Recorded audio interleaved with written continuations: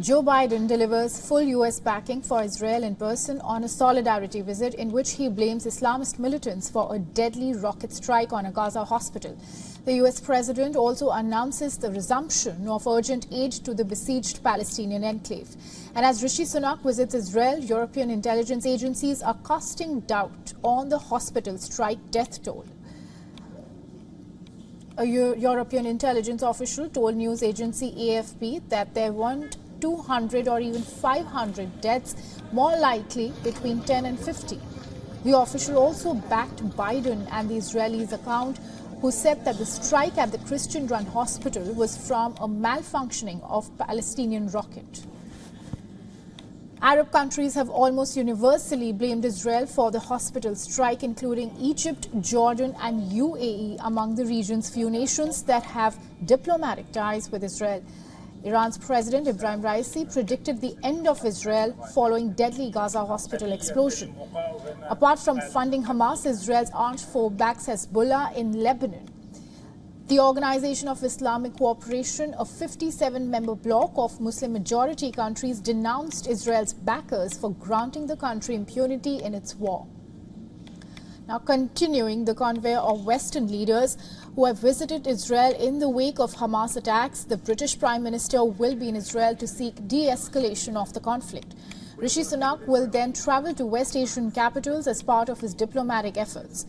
U.S. President Joe Biden is also eyeing unprecedented aid for Israel and the Palestinians in Gaza and the West Bank as part of a wider $100 billion package that includes support for Ukraine.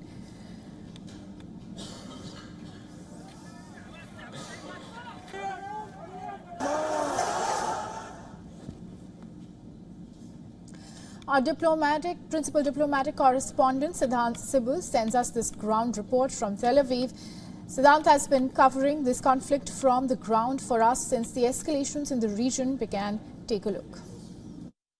Well, the situation on the ground remains one of cautiousness, concern and danger. We know that for Prime Minister Netanyahu government, the big focus remains the release of the hostages who have been taken by Hamas on 7th of October when the terror strikes happened in southern part of Israel. Now, essentially, we know that in a show of support, several Western leaders have reached Israel. We saw the visit of the U.S. President Joe Biden and the visit in a show of solidarity with the Israeli people.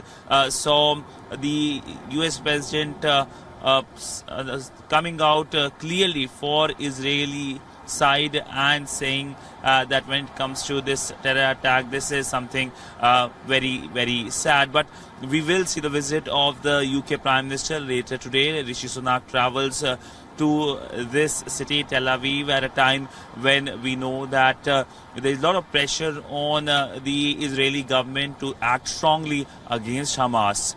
With video journalist Sanjeet Siddhant Sibul for WION in Tel Aviv, Israel.